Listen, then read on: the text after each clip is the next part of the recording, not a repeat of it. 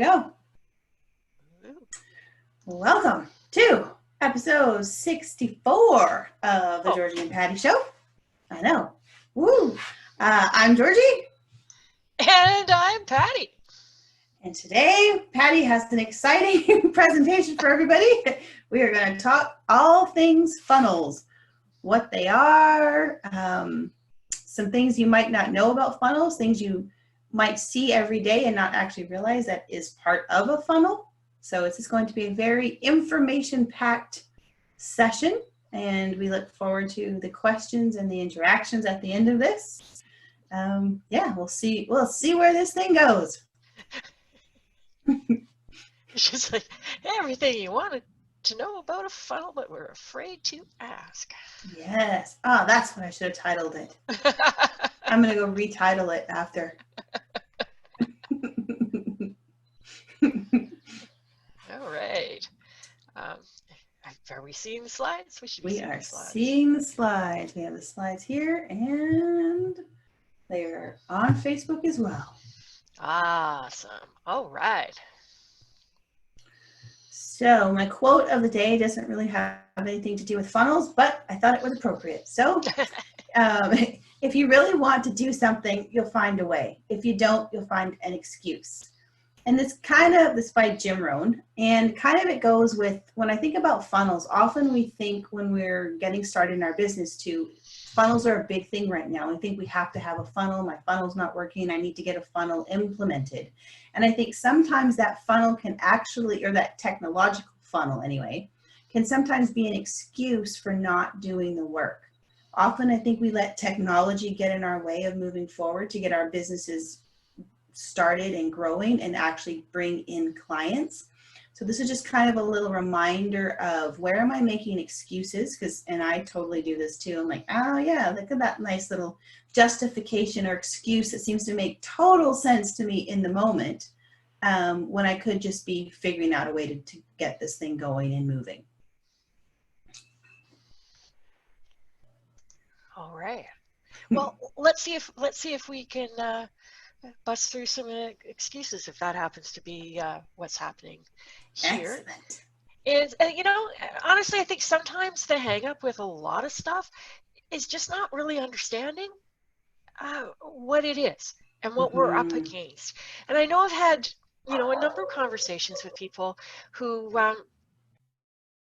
talk about wanting and needing a funnel or needing some kind of technology, and they're feeling really frustrated about it, and at the same time not really understanding what's involved or what they need. And there's that sense of the frustration that it's not working, combined with the not really understanding.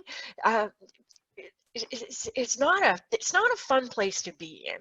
So what I really want to do today, this is my mission on this presentation today, is to shed some light on what these things are, what they're supposed to do, how they work, all of that sort of thing, just kind of shed some light on it. And often when we understand something and we have an idea of what it's about, and we break it down into component parts, all of a sudden it's like, oh, it's not that hard. I'll be able to start because, okay, here's step one. So that's where we're going today, answering this big old question about what is a funnel. And I'm going to start with the question behind this, which is, what is marketing? Because when we talk about funnels, we are talking about marketing funnels, sales and marketing funnels, interchangeable sorts of terms. Let's start with marketing. And marketing, from our perspective, as small business owners, as independent solo entrepreneurs, self-employed, marketing is kind of this big umbrella of the overall journey from someone never hearing of you before until they become a paying client or a customer. So it's marketing. There's some pieces of that you might consider sales, but for the point of what we're talking about today, and I talk about marketing funnel or sales funnel or marketing process or sales process or sales and marketing, however you want to put it, let's just categorize all those terms as meaning this journey between never heard of you before to paying client or customer. And we'll pull that out into a little bit more detail. But just in general, this is the point. It's the point of marketing, point of funnels, point of sales, getting clients. So I started my entrepreneurial journey back in the 1980s. My first business was a video store. And I learned some things about marketing in the video store that have turned out to be not very helpful at all. Uh, Marketing for the video store meant having a sign over top of my door that said, "The video place." I got really fancy and I got one of those yellow signs on wheels with the flashing arrow, and I put it, out by the road, pointing to the store, saying "the video place" with an arrow. And that was it for marketing. It's, the best marketing move I ever made with that video store was parking it next to a liquor store. People were there. They saw the sign, they came in and they rented videos. It was like no marketing necessary. And when I first started, freelancing as a computer programmer and as a software developer with a program I wrote to manage video stores, all of a sudden I discovered that, there's a little more to this marketing thing than being parked next to the liquor store with a flashy sign. But that's marketing. Like, when we look at really simple marketing, having the sign that says we're open and says what we do, that's marketing. Putting the little sign out by the road, that was marketing. And you know for some businesses it's fairly simple. um, a lot of people think about marketing and advertising. This was a Facebook ad that I saw with a cat that looked a lot like Jackson playing with this little automated bug. And I clicked over to the sales page. There's a very good chance I'm going to buy this. Marketing is advertising, fairly easy to sell. Oh, there's a cute cat. He's playing with a toy. I'm going to order him a toy because I want my cat to be happy too. Some products are kind of simple, doesn't need to be a lot of conversation. We're not trying to build know, like, and trust. I want a degree of trust before I give these guys my credit card, but sometimes what you're selling is fairly easy. I know near my sister's place, there's a Little Caesars pizza thing, and they often have a person dressed in an animal costume spinning an arrow. This is pizza, pointing to the location, and it's like, that's marketing. That works, right? I often use this example, this photo that I took of a little advertisement, a poster that was hanging in the lobby of the building I used to live in. Need a babysitter, some information, little tear off numbers. You can tell that the numbers are torn off and that this works. Very simple. Marketing can be very simple for some businesses. Now, here's a truth. We talked about truth the other day, about this idea of running your own business being a non-trivial undertaking. For some of us, with the kinds of services that we sell, marketing is a non-trivial undertaking. It's not as easy as putting up an open sign or having a simple poster on a bulletin board. So some things are harder to sell. And when you accept that, then you can, when you listen to marketing advice, where most of the examples that they give are things that are easy to sell, then you can say, okay, hang on a second. I understand how this works for pizza. I can see how this might work for a service that everybody understands or that comes with a deliverable. But is this going to work for coaching or consulting? Maybe not. Okay. So if there's a longer decision-making cycle in terms of the thing that you're selling, it's a little harder to sell. There's more involvement in this. When you look at B2B sales, business to business sales, big businesses, and you look at something like a really fancy, complex IT system that's going to totally disrupt the whole organization and also make things a lot better, that can take a long time before a company decides to move on something like that. It's not something that they're going to sell with a poster. And a lot of what we're talking about in terms of funnels and how marketing and sales work comes from that sort of environment. How do you sell these great, big, huge things that take a long time to implement and cause a fair bit of disruption and change? How do you sell those things? So sometimes there's just a longer decision-making cycle. Um, Even when um, one of my exes was a realtor, and deciding to sell property, deciding to buy a house, especially when you're working with developers or people who are holding on to land for investment, it can take a while for them to decide to sell. It's not an instant thing. So there's this requirement to kind of stay in touch over time. So longer decision-making cycle, generally speaking, the more money you charge, uh, it's a longer decision making cycle for people deciding to spend several $1,000s on a service versus $12.97 to buy a little bug toy for your cat. Uh, so higher prices often mean a longer decision making cycle as well, and a lot more kind of back and forth explanation, a lot more effort and communication needs to go into it. If there's a higher risk, if the thing that you're selling has some kind of perceived risk to it, if it feels scary or dangerous, and for those of you that are like coaching, consulting in that transformational kind of service space, these things are starting to go, yep, check, check, check. Vulnerability, a little bit of fear, those sorts of things that come up makes it harder to sell. If what you're selling is more complex or more complicated, if it's got multiple steps, multiple pieces, if the process is a little bit um, uh, nuanced, multi-stage kind of things, selling people on a, branding and marketing strategy or something like that, business change, leadership development and organization, culture change, things like that. There's a lot to it. And for a lot of us, businesses are a little bit harder to explain, especially when we talk about a U-shaped business involved in some of these kinds of things, and where we are different from our competitors, and we do things in a different way, and we have a new way of doing things, um, multiple modalities, that kind of thing. All of these kind of things make your marketing and sales a non-trivial undertaking.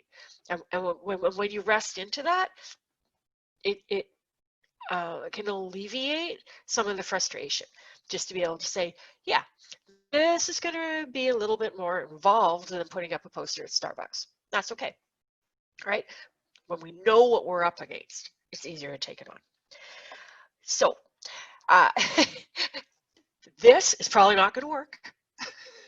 Same format works lovely for the babysitter, probably not going to work for a life coach. So we need to do something a little bit different. So enter the idea of a marketing funnel or a pipeline. And this starts by, I'm going to share with you in just a moment something that was uncovered in like the 1930s or 40s or 50s, something like that. This is not new. The idea of a funnel or a pipeline is not a new idea. It's been around since before we used computers and the internet to set up an ability to sell. And this springs out of research into how people buy. And if you've been to many of my presentations, you've probably heard me do this little dog and pony show. I keep bringing it back because this is how people buy. And when you understand how people buy, you'll get better at your sales and marketing. So 4 stages that we go through when we make a purchase decision. And watch yourself next time you purchase, and you will see yourself go through these stages, sometimes fast, sometimes a little bit more slowly, but this is how we buy. The first step is something has to get our attention. If we don't see it, if we don't know it exists, we can't decide to buy it. So the very first thing is it gets your attention. It can get your attention from you deciding that you need something. Decide, oh, the batteries in my smoke detector died. I have to go and get some batteries. The attention comes from you. You can get attention through advertising, like Patty sees the cute cat playing with the bug. Got my attention, right? That's the first stage. Second stage is interest. In the interest stage, you have questions. You want to know, sometimes really basic stuff. What does it cost? What's the quality like? And sometimes you have lots of questions when you're looking at a transformational kind of service or a new kind of healing modality, you might have a lot of questions about how it works and what that's all about. That's the next stage, is interest. And the picture here of looking at the label on the box to find out the information is just such a great picture. It's like when you picture yourself going through the grocery store, and you find something, and it's like you're looking at the box, looking at the label to get more information about it, right? The label caught your attention. The coloring of the package, the placement on the shelf, whatever, caught your attention. Then you pick it up and you go, oh, is this any good? What does it cost? Do I want this? Um, Next phase is desire. After you have the information, you go, oh, do I want it or do I not want it? Right? The ingredients look really mysterious and chemical. I'm putting it back on the shelf, or it's like, this looks delicious. Into the cart it goes. So desire is the next stage. Amazon has a wish list service for a reason. We might want something, doesn't mean we're going to buy it right now. The third stage is action, and that's where people actually hand over the credit card and pay the money. So this is what goes through our heads as customers, as clients. We go through these stages when we make a buying decision. So as a smart marketer, which you are in your business, you want to kind of follow this and make sure that you have the right things for people at the right stage. So when we look at this journey from never heard of you to paying client, what we call marketing, sales and marketing, and we look at attention, interest, desire, action, what you do in each stage kind of maps up. So the first thing you need to do is you need to get in front of new people. You need to get the word out about your business. Get that information in front of people who have never heard of you before. And try to catch their interest, capture their attention, get their interest, and move them on to the next stage where you educate, you answer their questions. You start building some know, like, and trust, right? Maybe not important when you're a gas station or a video store. It might be just enough that there's a sign, you see it, you go, oh, the price is the same at this gas station as everyone else. I'm going to go in there. I haven't heard anything bad about it. I'm pretty certain I'm going to be able to get fuel for my car. Sometimes that happens really fast. For other services, coaching, consulting, it might take some more time. And then finally, there's the sales conversation piece of it. Typically a sales conversation for those of us who sell professional services. We'll look at some variations of that later on. But the sales conversation is the final stage where that person makes a decision about whether they're going to buy or not. Okay. Going to the gas station, it would be the transaction when you hand over your credit card to pay for your fuel, kind of thing. So this is kind of what it looks like, maps up against how people buy, and enter the idea of a funnel. So I've presented this step by step, linear. A funnel has this idea that, people come in at the top and move through towards the bottom. So it's the same kind of system, but it's in a funnel shape. And what's really both helpful and possibly a little bit misleading is this idea of a funnel shape. So the shape with the wider at the top, narrower at the bottom is a nice shape to keep in mind, because this is what the reality looks like in your sales and marketing system, is that as people move through this process, you lose some of them. So in order to make one sale, you may need to get the attention of 100 people. Right. So there's more people in the attention, then there's the interest, then there's the desire. You can see how this works. You think about the grocery store and the item on the shelf. Lots and lots of people might see the sign, see the packaging, walk right by it. Then there's going to be a smaller number of people who are going to pick it off the shelf, take a look at the ingredients and say, oh, okay, this looks interesting. A good percentage of them are going to put it right back on the shelf because they decided it doesn't fit their needs. And then there's going to be a smaller number of people who say, yeah, I'm going to put it in the cart. And there's going to be some people who come to their senses and take it out of the cart before they actually pay for it. So it kind of goes in this according to the shape, more people at the top, fewer people at the bottom.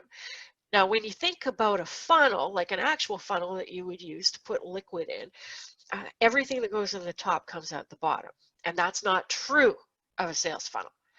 So keep that in mind. Just because they come in at the top does not mean that they're going to buy at the bottom. You're going to lose some as you go through, and that is expected. It's how this works. So this is kind of the concept of what a sales funnel looks like. Okay? And here's the thing. Funnels don't have to be technical. Funnels have been around since before the internet.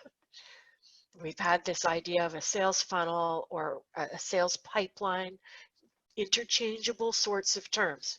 If you look at this diagram here, more of a pipeline kind of a picture to it, whereas this is more of a funnel kind of piece. Same difference. But they don't have to be technical. So do you need a sales funnel? Probably. If you sell something that's a little bit, like if you're a babysitter, maybe you don't need the sales funnel. If you have a video store, you need something other than the sales funnel because that ship has sailed.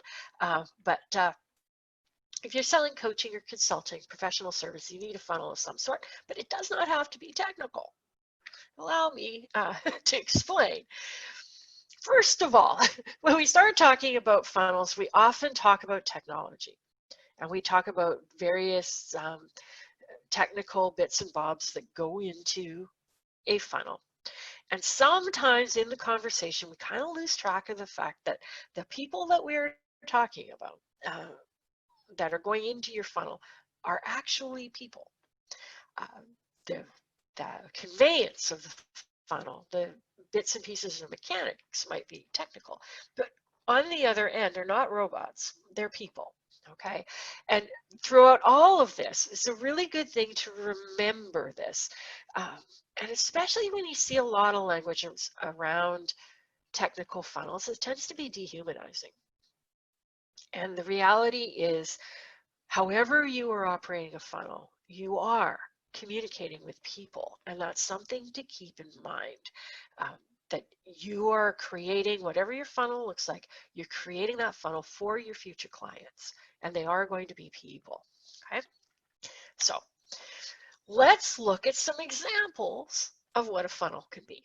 Here's an example funnel. Get in front of new people by attending a networking event. They give you 30 seconds to stand up and introduce yourself. You get in front of a group of people. Or it's just a mix and mingle and you go and identify, get into conversations with some people, say hello. You meet new people. You get their card. They give you some contact information. Then you can get in touch with them. You can follow up with them and maybe have a coffee meeting. And you talk about each other's businesses and they learn a little bit more about what you do. You start to build a relationship. They're interested in what you have to sell. So you set a meeting on your calendar and you have a sales conversation. They become a client. That's a funnel. Perfectly valid funnel, human to humans. Just like that. That is a sales funnel. You meet lots more people at the networking event than actually buy from you. Has that same kind of funnel experience, just like that. Okay. This is a funnel. You get in front of new people by giving a presentation at a conference or at a Rotary Club or some even online. You could do a presentation. Somebody invites you to speak. There's a group of people and you give a presentation. At the end of the presentation, you offer to give them something for free. Often, would you like my slides? Would you like a handout or a worksheet or a little ebook that goes into more details about what I just talked about? And then they give you their contact information. Then you send them that. You send them the thing, and you say, "Hey, would you like to have a conversation with me?" Some of them book onto your calendar and you have a sales conversation with them, and some of them buy. Once again, you can give a presentation to a couple hundred people. You might get a couple of sales at the end with it. This is a funnel, nothing technical. And maybe the email in there is technical. I mean, you could, I guess, put the thing in the mail, send it to them via snail mail, phone them to get them on the calendar. But you don't need a lot of technical stuff to make something like this run. This is a funnel. Now we're getting more into the area where people think about a technical funnel. And this might be that you run some Facebook advertising in order to get in front of new people. So you run a Facebook ad, people click on the Facebook ad, and then they go to a landing page. Right now, a landing page on your website is the page that they click when they go from Facebook onto your website to sign up for something. So they go there, and there's a little box, and it asks for their name and their email, and it's got a little button. So the page says, put in your name and email address and get this free video, free report, free checklist. That's the opt-in gift to some kind of a digital doodad that they can get for free, and it's really valuable, and they get really excited about it. And you have a page that promotes it, and it's free, and all they have to pay for it is their email address, right? So they sign up there, they get their free gift, and then you send a series of emails through an email list, sending them the gift, asking if they have questions, introducing yourself, maybe sending a newsletter, and having an invitation in there to have a call with you to learn more about what you do. And then they can book onto your calendar, and you can have an actual sales conversation with somebody by offering a free gift to get them onto an email, onto your email list, so that you can stay in touch with them, build know, like, and trust. Simple, still fairly simple, but this is your moving into a more technical kind of a funnel. And then you have, we can take that sales conversation all together and do it like this.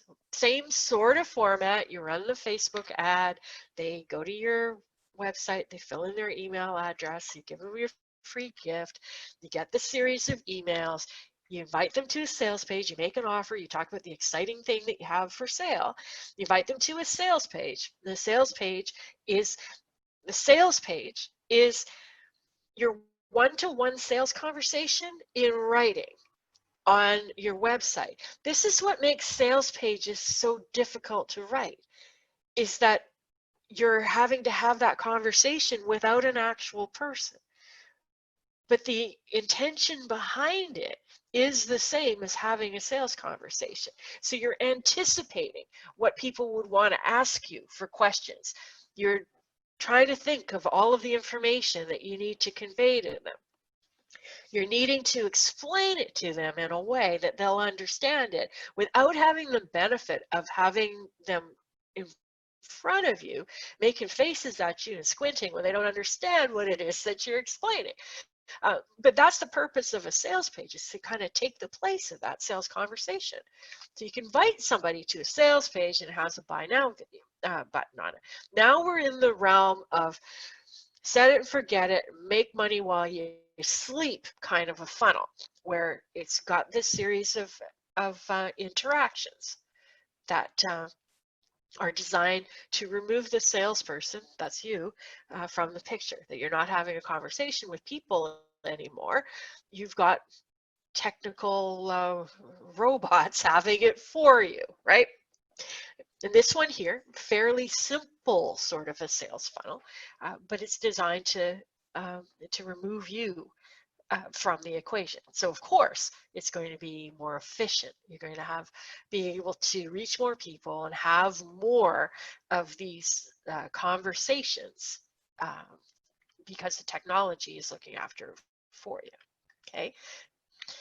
And then we get to what is commonly known as a funnel, is the $1 million launch kinds of funnels. This is the make a whole lot of money while you sleep with these complicated computerized funnel systems and very complex and involved kinds of marketing campaigns around them. So, for example, Georgie and I just bought into a course that was sold with this kind of a funnel system. Very complicated, very complex. We paid a lot of attention to how each of the pieces were put together, right? So in terms of getting in front of new people, lots and lots and lots of advertising, affiliate partners. You've probably seen this, where you get an email from somebody you follow who introduces you to their new best friend who has something for sale. And you got to get their, sign up for their awesome free course or their awesome free something or other. So there's like this huge push to get in front of as many people as possible. So it might be through advertising, it might be through appearing as a guest on podcasts or being interviewed on people's video shows and stuff like that. Um, just all of the, advertising in multiple kinds of platforms, mostly social media kind of stuff. But that's about, getting people into a free course. Then they go to a website and they sign up for the free training. This is the same kind of opt-in thing that we saw before. It's a landing page that has put in your details in order to get the free training, the free mini course or whatever they call it. Then you sign up for that and you get a bombardment of emails inviting you to each one of the series of video classes. There's usually 4 of them. They go in this carefully prescribed order in order to build that know, like, and trust, to educate you, to persuade you that what they're doing is valuable to you. Once again, meant to replace the one-to-one conversation that you might have with somebody where they explain what it is that they're doing and how it will help you and answer your questions. This is all done with a series of videos where they demonstrate what they do and they show up on camera. They might even have some live interaction with this. It could be done by a live webinar. There's lots of ways to do this, lots of email reminders, but that's that middle part, the building the know, like, and trust, educating you. Then they have this kind of final warning: the cart's going to close, got to buy now. Now's the time. You heard all about this thing. Now you need to buy it. And that goes to either a sales video where they talk about what it is that you're buying, online via video, or a sales page, which is that often really long sales page that talks about all of the features and benefits of what you're going to buy and the urgency that you have to sign up now with the buy now button. And this is the kind of things that when people are talking about their big launches, the one that we were in, we did the math, it was $1 million launch, right? Behind the scenes, a ton of technology, a ton of money spent on advertising and affiliates, and a team of 25 people running it. That's kind of the ultimate funnel that people talk about putting together. And we often want to jump right to this. What was really interesting is when we were on the call and somebody posted into the chat on one of the calls basically saying, I want to do exactly what $1 Million Launch Guy did, right? To sell my course. And somebody else pointed out that 8 years ago, when $1 Million Launch Guy was starting out, he was making an offer for a beta course for $197 to a small group of people to test things out. So we often want to jump ahead and do this kind of great big huge automated funnel sort of thing prematurely. So keeping in mind, future clients are people. All of the pieces of any kind of funnel that you want to automate are going to be those conversations that you have with people in writing or via video. It's communication.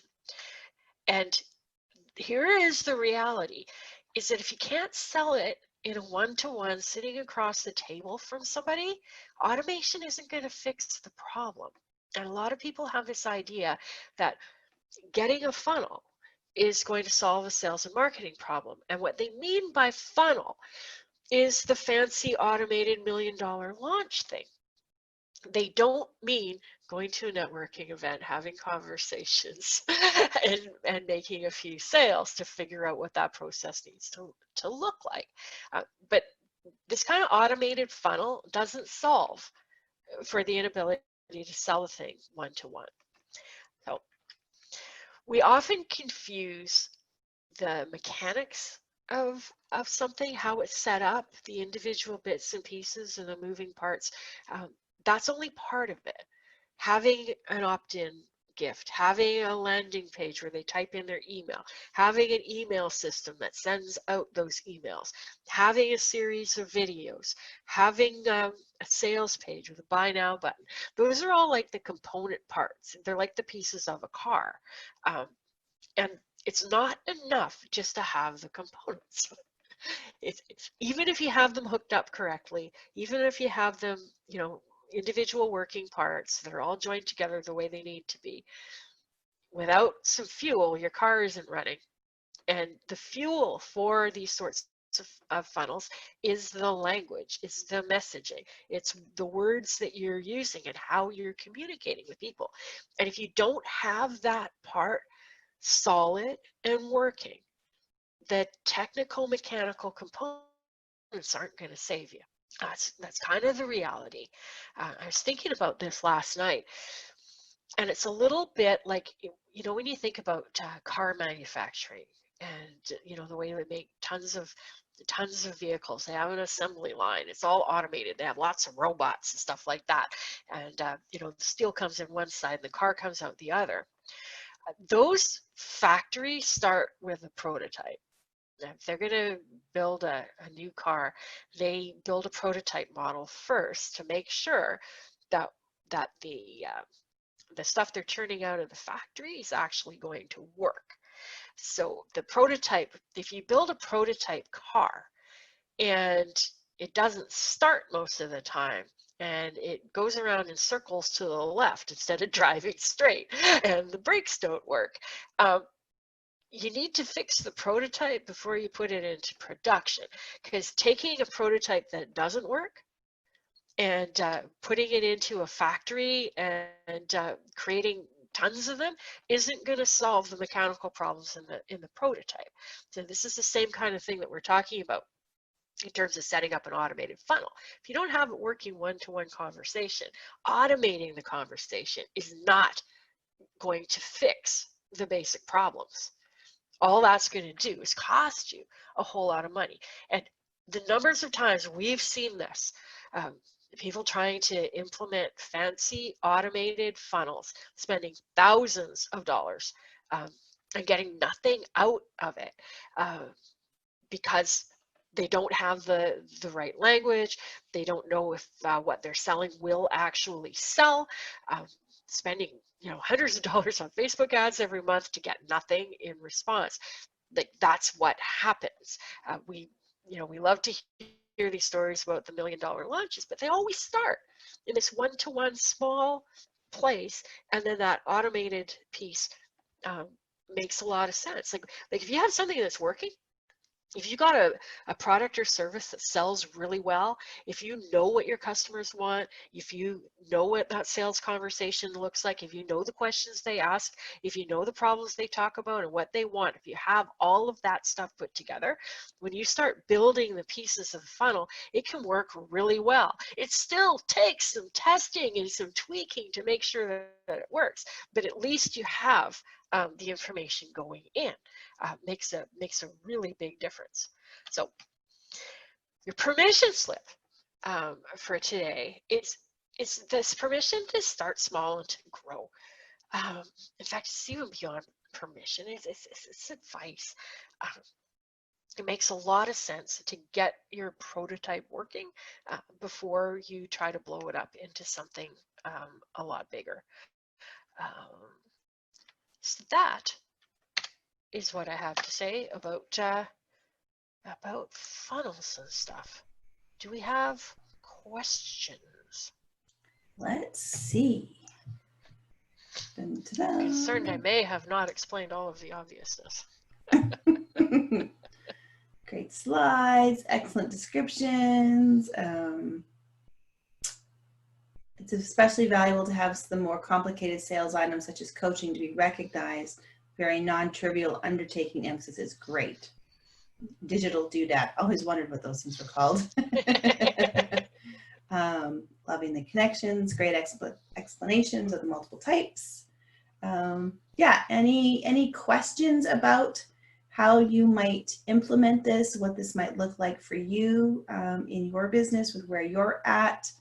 And even I think parts of the, like you were talking about in the beginning, like the attention, the interest, the desire, the action. Does anyone have questions around that? Because those all become basically parts of your, they're parts of your funnel. So if there are any of those pieces that aren't clear, or you're wondering how might I do those pieces, I think some of the biggest questions we get probably is almost in that attention thing. How do I let people know I exist? What can I do? How do I fill that top part of my funnel? How do we, whoops, okay. How do we get there? No questions on that at the moment. So what are your thoughts for that? Because I know we get that question a lot. It's a chicken and egg. It's a chicken and egg sort of situation. All of this is that in order to get people's attention, you need to talk about something they're interested in. First of all, it's we have you and we have your client. And the most important thing you can do in your marketing is to kind of jump the fence and look at everything from your client's perspective, which is why those one-on-one conversations are so valuable.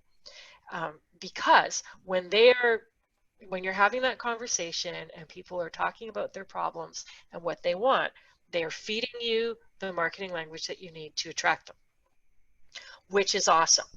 And then you run into the chicken and egg problem where I can't get those one-on-one conversations unless I attract the attention of people to talk to.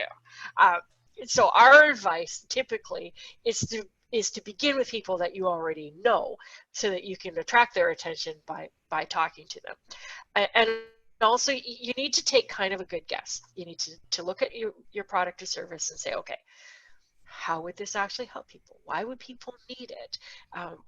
What would the situation in their life look like that would have them pay attention to an ad? Because it's a little like the silly poster I put up there with, need a life coach.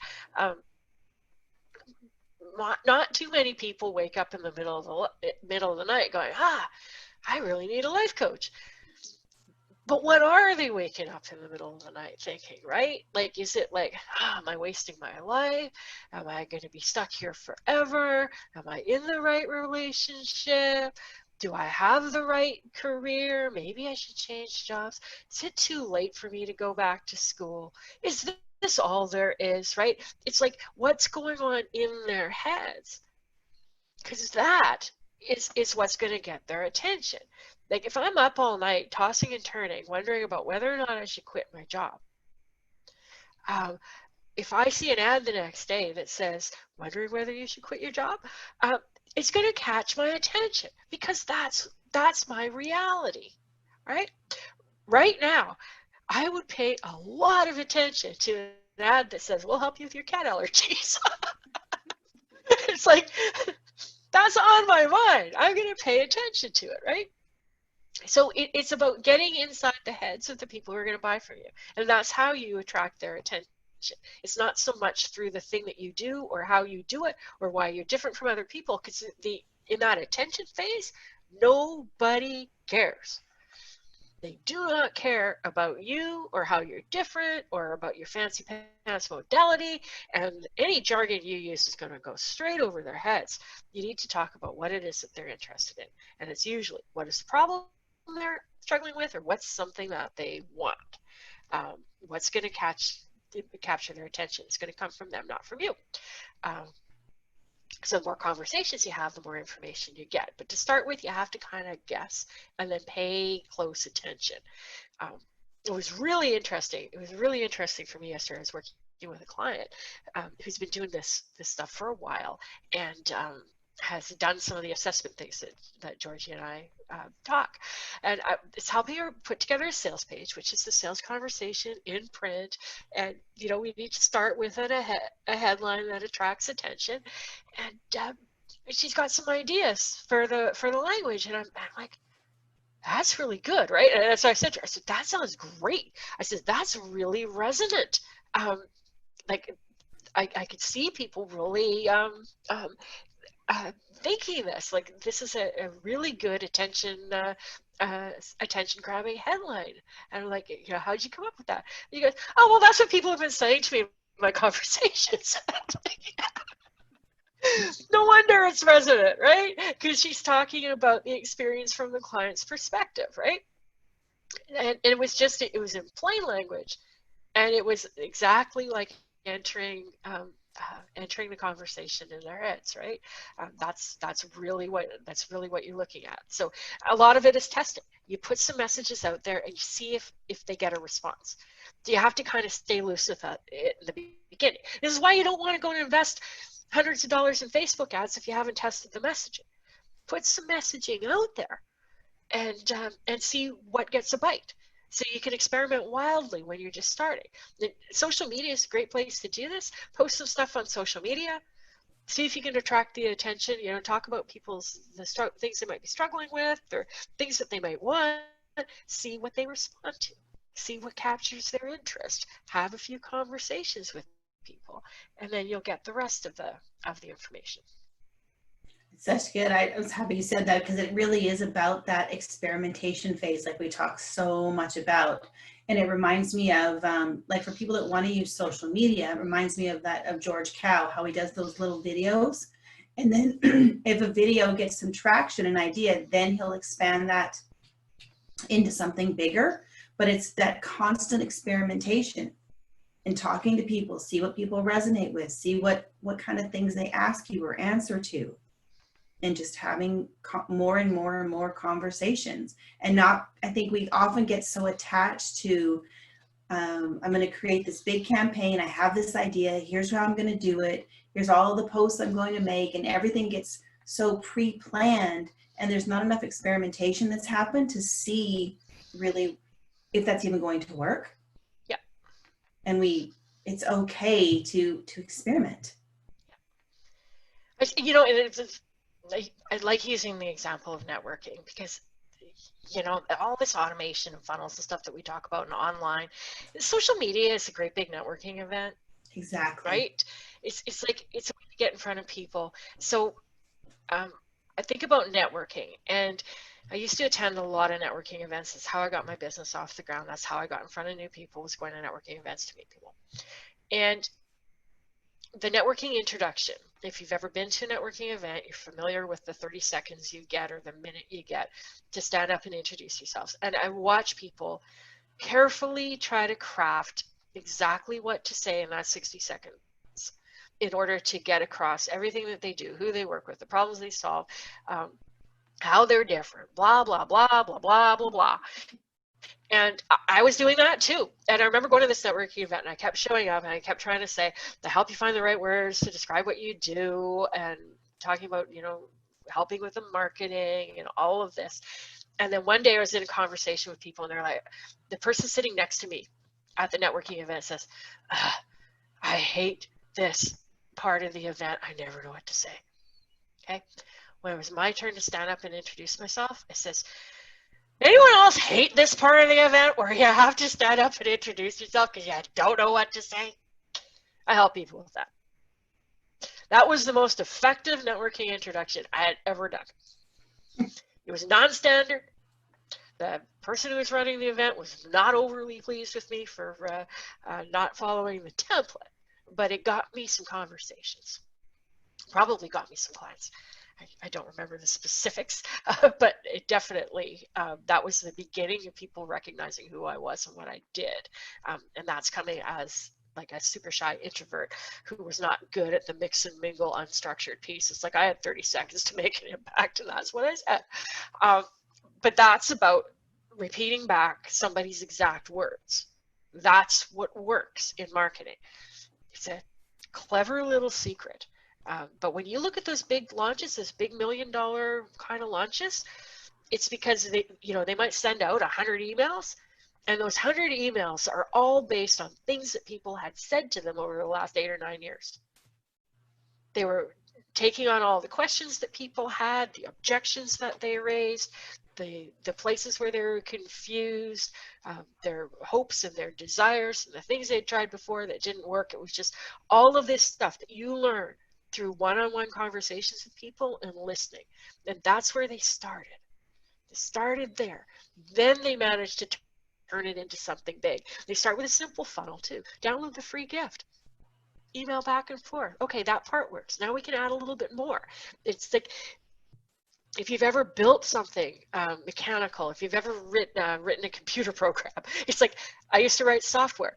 You don't write a whole software program then click run to watch it go. You write it in teeny tiny little segments and you test each one because by the time you've got, you know, thousands and thousands of lines code, it's like, it's guaranteed not to run because you're always going to make mistakes. And these big funnels are like that too. You want to make sure, are people going to want to download this stuff? Are they going to put their name into the email thing? Does the email thing work? Do the buttons work? Does the language work? Do people want the thing that I'm giving away? It's like you test each part to make sure you got working pieces, and then you add on to it. You don't start with a super complicated, put it all together and then hope it runs kind of a process. And I think the other piece of this too is it's often very simple language. Sometimes we want to get, you know, kind of catchy and jargony, and it's often really simple, almost boring language that attracts people. Absolutely. You want to be clear, not creative, not clever. People want rhymey kind of stuff. They want catchy. They want to make business names that are based on some kind of jargon that they use in their industry to set themselves apart from other people. And it's like, the best language is going to be simple, and it's going to be coming from your clients. There's networking introductions. Oh, they're mostly horrible. Yeah. Go to a network. If you want to go to a network, there's a reason to go to networking events, just to hear how horrible the introductions are. They're too complicated. They're too much about the person.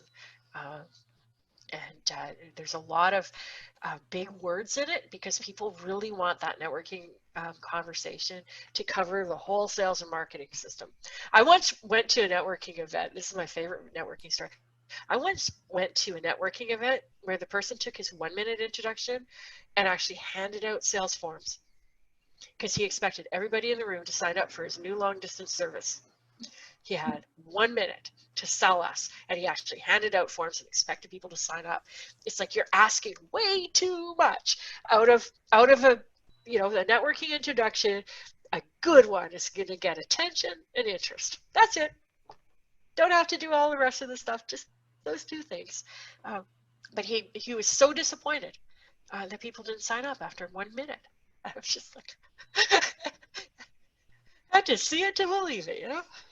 Well, we often get stuck in that expectation of what's going to happen, right? It's like, oh yeah, we're so kind of in our bubble, and we know how amazing our thing is, and oh, everyone's going to want it. They're just going to sign up. It's going to be that simple. Like, no problem. No problem. Run an ad and expect to be inundated with orders. You know, the number of times we've had people like, oh, I give the assessment away for free, let people book on my calendar, I'm going to be overrun. And it's like, that would be a high quality problem to have. Yeah. You know, but it's like, if you get 2 or 3 people to say they'll talk to you, that's an excellent result. Exactly. It's, you know, start small and grow. But every conversation you have more information.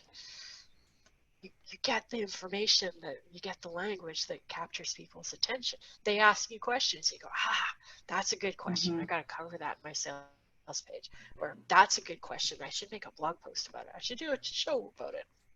Exactly. We have a Facebook comment here. I learned that lesson from you ladies, the simple language. Simple language. Now our chat. I very much enjoy the networking events. Get a card. Now I need to move on to the coffee combo and sales conversations with my ideal clients for service businesses. Quite a different conversation mindset for me compared to a product business. Yeah, it's a definite shift. Yeah. When you're moving. from an actual, thing people get. Oh, I need a coffee mug. I'm buying a coffee mug. I know what that is, to some kind of service. Very different. Yeah, and some services are easier to sell than others. Yeah, Services bookkeeping, landscaping. yeah, things that people understand and know that they need. Babysitting, easier to sell. Things that have a deliverable.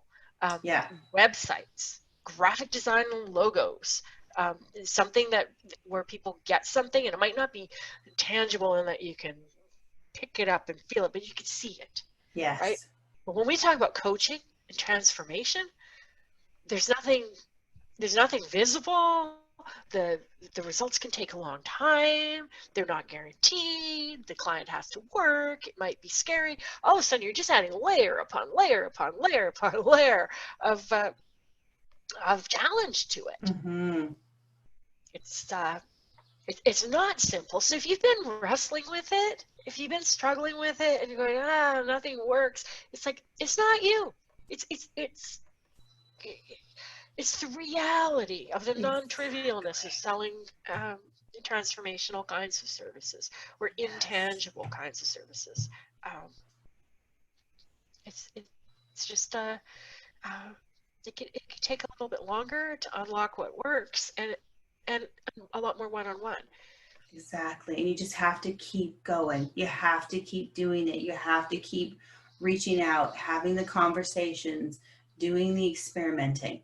There's no real shortcut for this. Like, you have to keep in it. The shortcut is the one-on-one conversations. Like, straight up, that is the shortcut. And that is from somebody. I may have mentioned this before. I am a former computer programmer. I was building websites in 1994. I am an introvert. I did not want to have sales conversations with anybody. I was completely convinced that if I wrote copy well enough, people would buy online. And when I discovered this magical process of having a conversation with people, I was like, oh, that's cool. These things end in money. The sales pages are just a lot of work and frustration and nobody buying, right? Like, been there, done that, got the t-shirt. I understand the appeal. Trust me, I understand the appeal. But the reality is, once you start doing these conversations and you realize that your future clients are really nice people who need your help, it shifts everything. They're not nearly as hard or as scary as you might think they are. Exactly. So that's my experience talking. Mine too. Yeah, that it's all in the conversation. Yeah. Simplicity is really refreshing, we have on our chat. Yes. So, announcements. Oh, yes, announcements. If you like this, we have something for you. Yes, we do. Episode 64. Here we go. Here's permission to be simple. Yes. Permission to start small and to grow. So this online class, Friday, 2 days from now, if you're here live with us, it is 2 hours. Still haven't fixed the slide or the sales page. It's 2 hours on the Pacific time, just not the Eastern side. Yeah, I know, it goes faster. The time goes faster. So this is if you're wondering how to set up a simple funnel, we're going to show you a simple funnel. We're also going to do an assessment so that you can take a look at what areas of your sales and marketing system need some attention. So we're going to spend some more time on this. It's going to be a fun assessment. Do the 3-part funnel kind of system. So we're teaching that. It's free. It's Friday, July the 10th. And you can sign up for it. If you go to the website, you can sign up for it. You can get into our funnel. Actually, send you the registration information and the worksheet for it. If you don't want to sign up for it, you can just go into the Facebook Cozy Office. We're going to, technology allowing, we're going to stream it into the Cozy Office, so there's a recording there. But if you want the recording, you can get the recording. There'll be a recording for it. But we're just going to go over this simple conversational one-to-one funnel. Awesome for transformational businesses, but as we were looking at reviewing what we're covering in it, it's pretty helpful for any kind of a service business.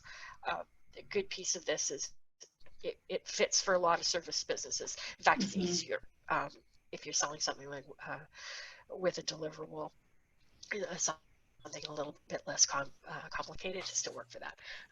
So that's that. If you want to do implementation, we've got our big course on July 18th and 19th to implement the system.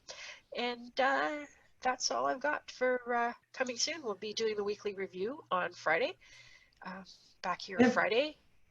Question about the Friday class. Would that be helpful for training? Would it be helpful for training? Yes.